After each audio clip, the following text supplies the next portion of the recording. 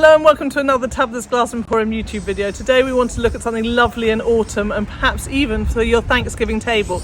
It's this wonderful centerpiece for any table using lots of beautiful autumn coloured leaves and trees.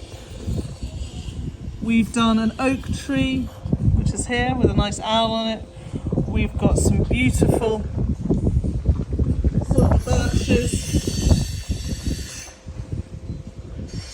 We've got a beech tree and even a maple tree. And some fir trees in the middle. We've also done these fantastic name cards, which you can use just using a gold Sharpie, so you can change them each time. And today, I'm going to show you how to make this. So the core of this project is the different kind of autumn trees and how they look different. So I was thinking of trees and trees I love. I love silver birches, are probably my favourite. So I want to make 3 silver birches. I want to make a maple tree because although we only get small ornamental ones that I've seen, I always want to go and see the big maple ones over the pond in Canada or US. One day I'll go and see them. I want to do a beech tree because I grew up with beech trees and I love them, and particularly in autumn. And an oak tree because we have a lot of oak trees around here and they look beautiful in the autumn.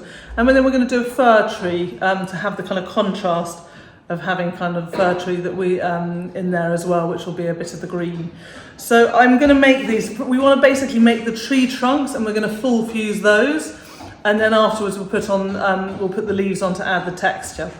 I want to cut some strips of this. This is white opalescent double rolled, I don't know why I'm reading all of it, rainbow irid. So it's got a slight rainbow, which I quite like for the silver birches, just to have that little bit of irid. I'm sort of, going into a bit of a point.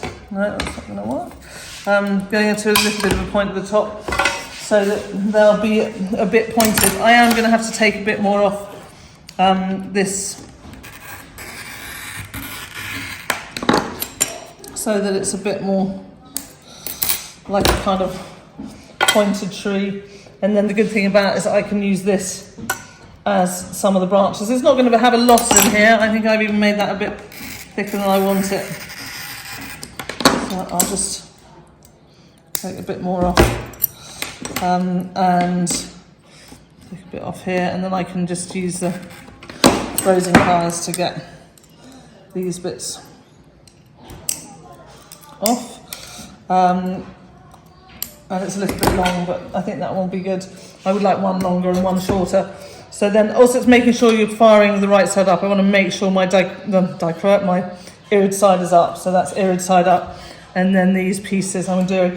So I'm going to cut more strips to make all the rest of the trees and kind of just show you when they're ready to go in the kiln.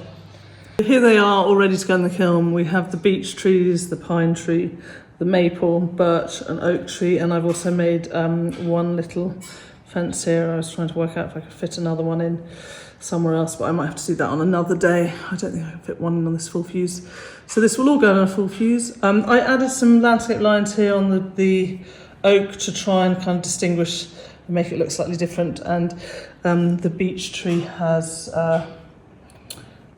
is petrified wood and the rest are all woodland brown, so that's ready to go in. So here are some picket fences we've made. So they're basically just strips of white, and then we've taken some other strips and made little, ground them into points. You could always cut them with mosaic nippers if you don't have a grinder. We will put in between a strip of fibre paper to hold them up, and then those will go on a tack fuse. And I've done 2 different types. I've done ones with points and ones with kind of more rounded, and I just made a little kind of notch in them with the Taurus Saw. So those will go onto a tack. So here are these out of the kiln. Our fence did go like this, but I think I'm going to decorate it with ivy and make it like a kind of old, really run down, sort of maybe falling down fence. The other ones are great. We've sandblasted them. So I always forget, when you're doing things on projects like this, it's better to do it on a freshly washed kiln shelf than thin fire, because the thin fire sticks to things and you end up with kind of not very nice residue left on your glass, and you can kind of wash it with vinegar and hand pad it off. I'm lucky I have a sandblaster. So it's always quicker to do it on a freshly washed kiln shelf and that will wash off much easier than the kiln paper that gets really stuck to it. I'm now going to go ahead and decorate these in various different ways. They're not all going to fit on the shelf. We'll probably do a couple of different kiln shelves, and we can have a look at them when they're ready to go in the kiln. So we've cut these 4. These are going to be for the nameplates, and we've also cut out some turkeys and some hares or rabbits. I think they're hares as well. We're going to put kind of one animal on each one, and then also we've got a couple of extras that we can, I don't break them by throwing them places, but we're going to put on extra pieces that will just go around kind of the scene, maybe with some pumpkins or some mushrooms on them. So we're going to make these up because these are going to need to go in the kiln, and then also be slumped afterwards. So we're going to decorate these. So here is this ready to go in the kiln. We have this oak tree. The rest of the trees we'll do on the next firing. We've got all these different decorated pieces which will be slumped. Some for the name tags, for the table setting names. We've got our turkeys where we've used our brown landscape lines cut on sideways on to decorate. And we've got our pumpkins and our oak leaves and some snails here and hedgehogs. And then we've got this, which is another gate fence, which will be slumped. And this will also be slumped in, this is the gate, which will be slumped in place, and then we'll work out a way of attaching it here so that we'll have a little gate that opens. And then we have our white picket fences, which also need to be slumped. So we're trying to get everything in on this firing that will need to be slumped, except for the tree. And then the next firing will be, we can put these on to be slumped, and then we can put the other bits on that just will be flat. This is going to be a long, slow fire. We've got lots of layers on the oak tree.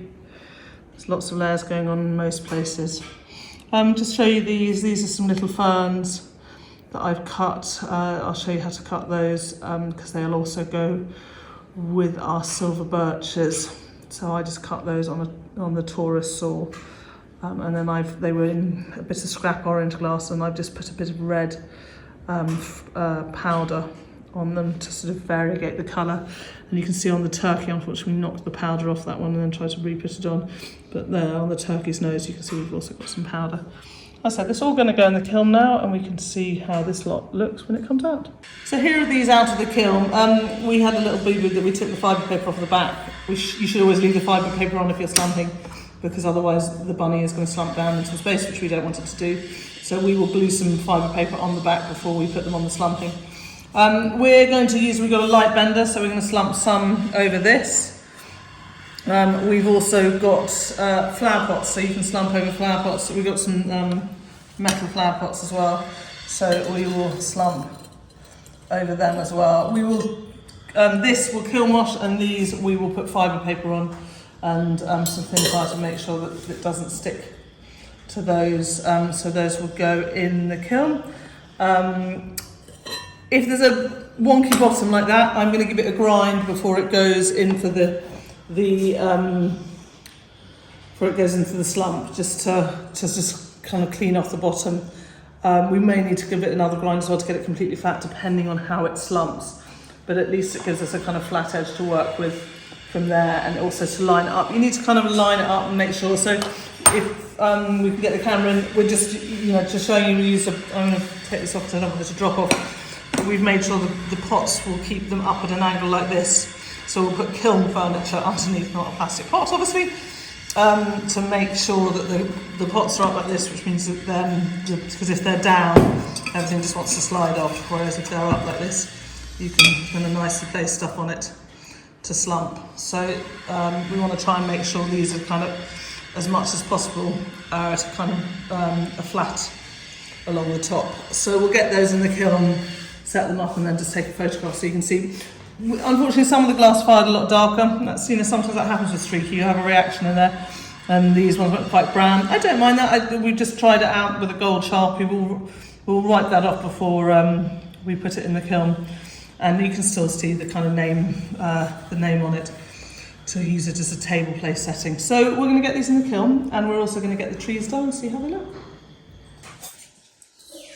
So to make the ferns, I did it on the Taurus Saw. I've used just scrap orange glass. I was just like, very roughly.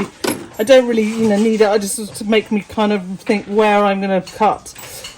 So you won't be able to hear, but I'm just going to show you how I do one.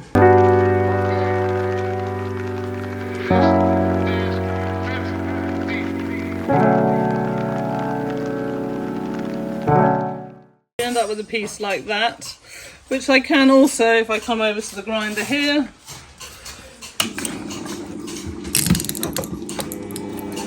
just round off the top a little bit, and you end up with something like that. But once I've dusted a little red, will look like a very nice autumn fern.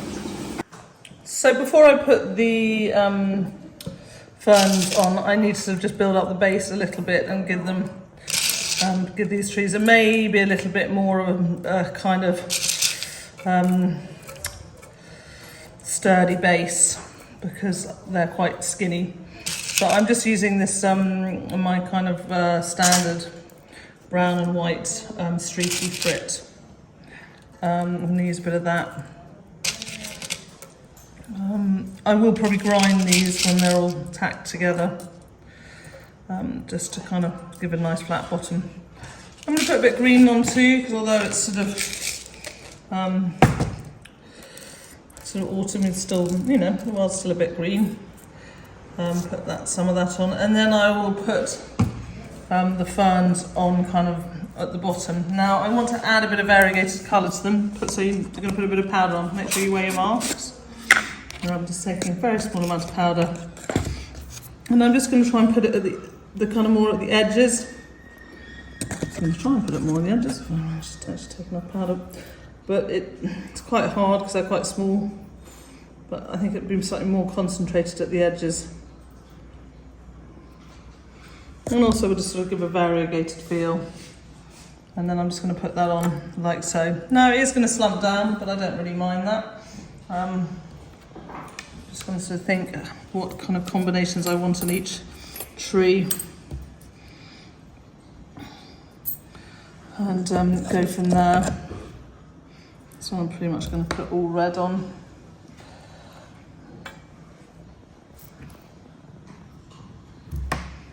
A little bit lighter. That's right. There's a little bit of dot of glue. Can't hold it in place.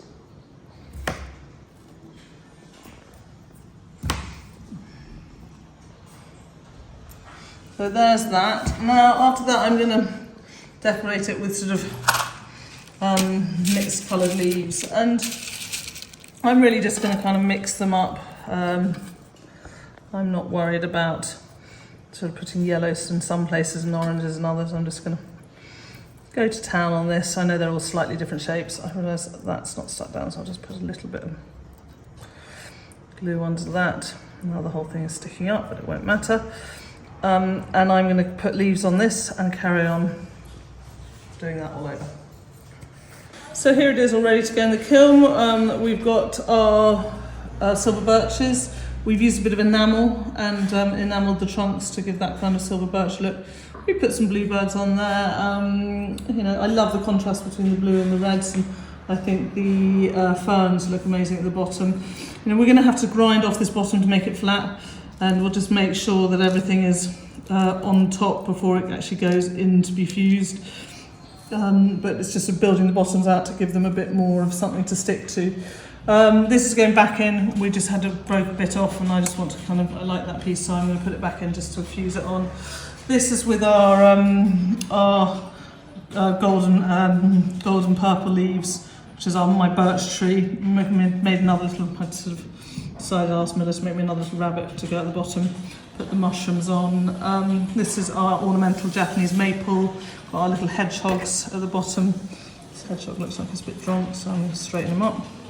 And I use dusk violet frit there. You can see that I've also put clumps of leaves throughout in the middle of branches. I feel it kind of breaks up the branches, and I hope it makes it a little bit more realistic. My pine tree, my least favourite thing. We're running out of time and we need to get this on tonight. But I think it's fun. It's a sort of, it's a nice idea. It's using our vitrograph, fresh green vitrograph scrap, which I think is a nice idea and gives that kind of feeling of it, and some pine cones. And we put some redbirds in this, and we put some robins in this one, and we have our owls in this one. So we're really using all our birds, and I think it looks fantastic. Again, going to be a very long, slow tack fuse on this. We've got the stands. We just put some, these are 6mm, and we've cut them all different sizes depending on the size of the tree. I hope they're going to be big enough, is all I can say. If not, we will have to make ones bigger tomorrow and start again. But these are going in, and I'm just looking at it and realising that the leaves here are going to have to kind of move to the outside edges because we've got the tree running in the middle, so, and they're quite big, so we just need to kind of move this out a bit. So I'll do that before we put it on firing. All the rest look okay. This for the birch tree, again, it has this sort of big stand, and this one, but these are leaving fairly good gap. So this will go in the kiln, as I said, long anneal on it, 6-hour anneal on this, and we can have a look at how it looks tomorrow. So here this is all ready to slump. The moulds are lifted off the floor, and this is all ready to go on. We've put fibre paper underneath these so that they don't stick to the stainless steel, and this is kiln washed. So I'll put this on. Going to do a slow fuse. We're quite close to the elements here, and we've got lots of thicknesses going on, so we'll do it nice and slowly, and then we can see how it looks. So here is everything out of the kiln, all slumped and tack fused. We've gone pretty light on this tack fuse. In fact, we went so light the first time we had to put it back in because I was a bit worried it was just too light of a tack fuse. I think everything's looking great. I mean, I love, this is sort of me mocking out. We've still got to take the fibre paper off the back of these now and clean them up with a good mask on. You don't want to be messing around with fibre paper without a mask on. I love it. This has got such great colour, and the dusky violet frit at the bottom I think looks great. Little lesson to learn is make sure you're overlapping your leaves. So this piece has come off. It just didn't have enough of an overlap. I'm going to glue it onto that because I think it's nicer with it. We lost a bluebird as well, but doesn't matter. So I now need to grind the bottom, so I'm going to take these and very gently and slowly grind the bottom of them to get a flat edge so they can then glue onto these. I was a bit worried that these stands were a bit small, but I think they're going to be all right. This is pretty light, there's not a lot of weight in that. So as long as we get it glued in, then glue it upright. I'm doing a little laugh about the gluing, because it's not going to be easy. You can't hold it and you're going to have to sellotape it because this is quite tall. It's going to be a tricky one, but we will work something out.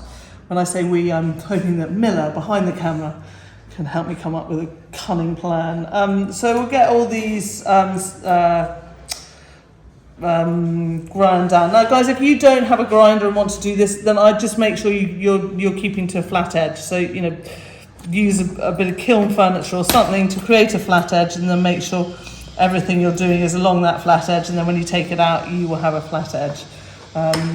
So you don't have to grind, but because I have a grinder and I'm going to need a flat edge on all of these to make sure that they can glue down onto their stands. So we're going to get ahead, clean everything up, and then when it's ready to glue we'll show you how we're going to do that. So this is how we glue the trees. Miller is the expert at this, so I'm getting her to do it. Sometimes it's good to get someone else to do it. So we use the Araldite Crystal Clear. If you want the make, please look at the end of the video, it's there. We'd much rather you did that than email or contact us asking us for information that we do provide in the videos. I don't sound annoyed at all, but I do get a bit fed up with our being asked the same question when we do provide it in the videos. So this glue, you have to mix the two parts together really thoroughly. We mixed for about a minute.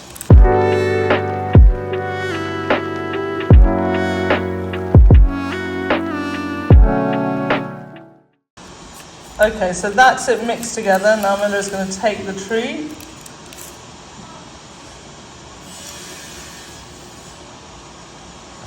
And she'll put the glue on the bottom of the tree.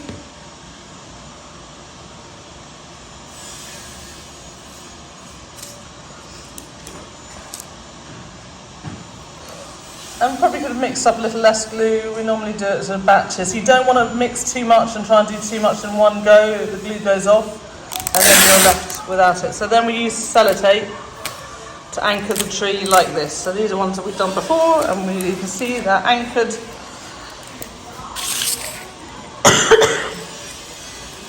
And you can see so that they are then glued together. Once the glue's gone off, we can show you the final piece. Here it is, all finished and put together, and doesn't it look spectacular? What an amazing centerpiece to have on any table. I love the name badges. We wrote the names on with a gold Sharpie because it's quite dark, but if you had lighter glass background, you could use a lighter colour. I'm thinking going lighter coral because that's the name on it. But this is, you know, such a great centerpiece to have on any table. Imagine sitting around with your family or friends and celebrating your Thanksgiving dinner with this beautiful centerpiece in the middle. And I think it's just an amazing one. You can make it smaller or even larger if you wanted. So I really hope you've enjoyed this YouTube video. I hope it's given you lots of ideas. Please remember you can find all our products at tabithasglassemporium.com. You can follow us on YouTube, on Instagram, on Facebook. You can like our pages and share things, help support us, support you. And we hope you like this one, and we can't wait to see you next time.